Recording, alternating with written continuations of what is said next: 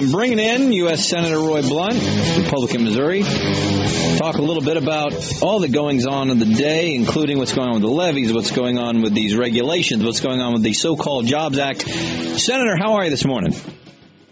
Hey, Greg. Good morning. I've been listening to the program for a few minutes, so I'm hungry. I just heard the Krispy Kreme donut commercial and the Grandma's Catering commercial. And I'm wishing I was in Kansas City today. Well, we need you to come to Dinner with a Nap coming up late September. We're going to have it at Fogo de Chão, September 27th. Come on out and eat with us and hang out. That'll be fun. That'll take care of your food appetite.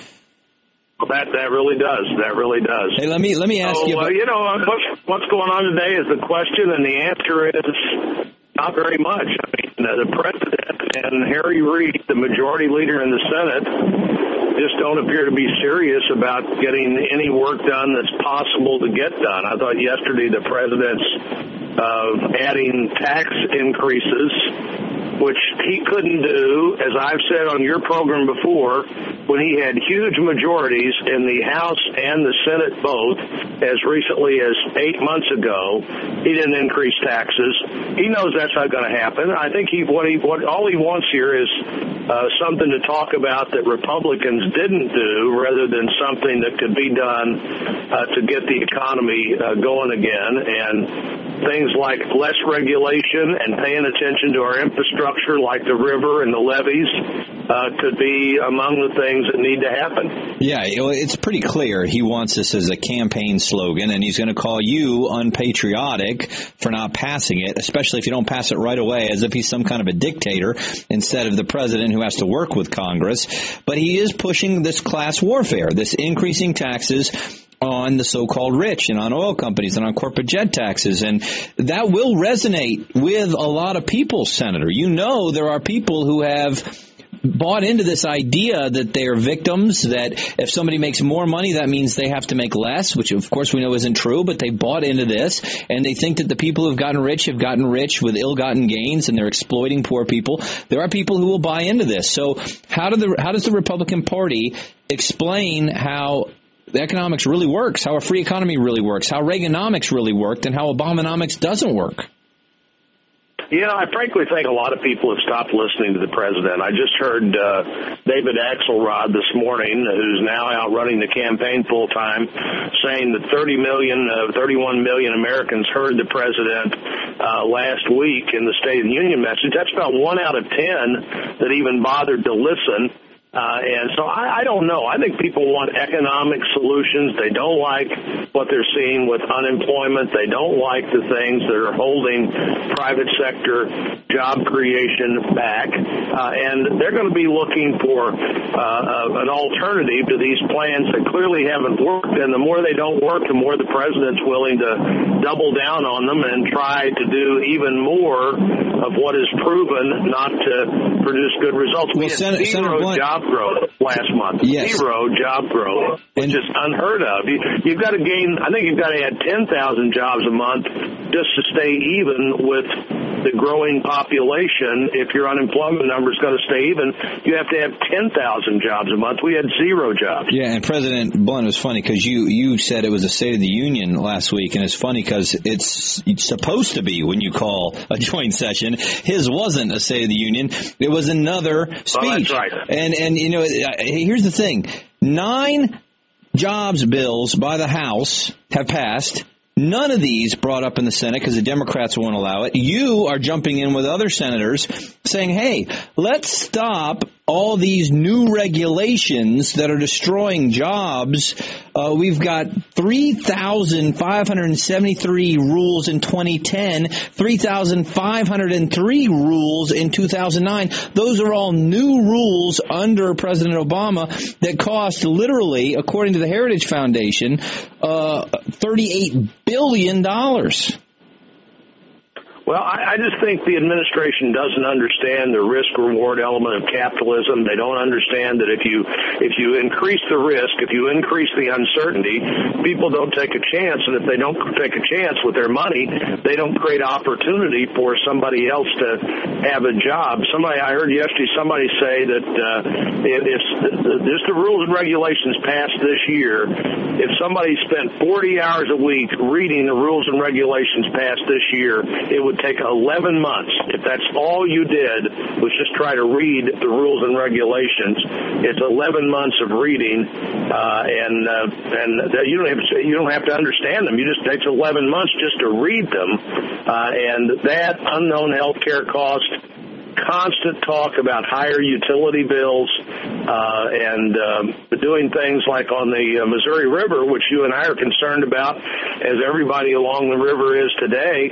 The $78 million proposal the president made for the Missouri River, $60 million of it was for habitat, wildlife creation, buying property to become wetlands instead of the focus on managing the river, which is almost no money left to take care of levees and manage the river and flood control. And so the Missouri River has been in flood stage for what is going to approach 100 days here before very long. And Senator Blunt, doesn't that show you where their priorities are? And it leads credence to some of the people who are wondering, has the Army Corps of Engineers and the Fish and Wildlife and all these federal governments programs gotten so inundated by far-left environmentalists that they truly want to move the river back to where it was before and not care as much about flooding because, hey, if you let it flood a few times, people will sell their land and we can move it back, even though we encourage these people to move in after we set up all these flood control systems? Well, I think that's right. And two things I said just last week in an open appropriations hearing, trying to get more money shifted from those kinds of things to the river, were these. One is that we had people calling in, have them call in. Somebody will probably even call in today, and the question will be, can you provide for me the flood control that my property is entitled to? And the response, at least on one occasion from the federal government, was, no, we really don't have any money for flood control, but we have plenty of money to buy your farm. Mm-hmm. If you want to sell your farm, we have money for that, and we'll turn it into a wetlands, but we don't have money for flood control. And then the county commissioner in northwest Missouri that I thought made the point very well about getting people back to work, he said the factory doesn't open until the road is repaired, and the road's not going to be repaired until the levee is built so that you can securely and safely repair the road and know that it has a chance of staying there. So if you don't repair the levee, you don't repair the road, you don't build the factory, you don't open the factory, people don't get back to work. And the priorities of the country are not focused on private sector job creation and saving private sector jobs like they need to be. Agreed. And it's pretty good. And by the way, if I did say State of the Union, you're exactly right. I said all last week, I said the president's going to have an awful hard time measuring up to the setting he's created for himself, where you have a joint session of Congress. You better have something new and big to say. And I don't think he had anything new or big. No, not at all. Senator Roy Blunt with me here on the KCMO Morning Show. Let me get back to that levee for just a second. I mean, obviously, there's a couple different situations. There's the flooding that we've had for a long time. And there's also the stuff that happened in early May where we blew up a levee. We blew up sections of the levee. And as we were talking about yesterday, they destroyed that in early May, right? There's a part, the center section of this levee, Senator Blunt, that just drives me nuts here, where in order to build it back to where it was, they're saying we can't do that yet until we complete an environmental assessment. This is what the Army Corps of Engineers is saying. And even then, they're only talking about restoring it to 51 feet. Well, to restore it, it should be at 61.5 feet. So I don't understand, Senator, how can they tell us that just to repair something the way it was that they blew up requires a new environmental assessment, which, of course, implies that it might not be built back? Well, I was there several days last month at that Birds Point floodway. The 137,000 acres flooded for the first time since 1937. And you pretty well analyzed this just right. I mean, I think they are going to move forward pretty quickly to get the 62-foot levee back to 51 feet. But half of the time in the last 12 years, the river has been higher than 51 feet. And I told General Walsh, who made that decision, I said, look, I understand the plan here has been since 1937 to take this floodway down if the Corps decided it was absolutely necessary, but it's also been the plan to put it right back up. And if you can't get it right back up, you shouldn't implement the first half of the plan that takes it down, and we're seeing the results of that right now. And right. I think you're right, and those farmers and farmers all along the Missouri River, all the way from the Missouri border to St. Louis, are dealing with problems this year that are not taken care of in the proper way. Senator, I know you got to run, but I just wanted to press this point one more step. You are part of the legislative branch. The U.S. Army Corps of Engineers is supposed to do what Congress tells them to do.